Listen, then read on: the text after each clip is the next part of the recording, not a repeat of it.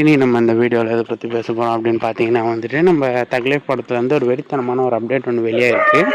So அதை பற்றி தான் இந்த வீடியோவில் நம்ம கிளியராக பேச போகிறோம். ஸோ மறக்காமல் நம்ம சேனலை சப்ஸ்கிரைப் பண்ணி வச்சுக்கோங்க.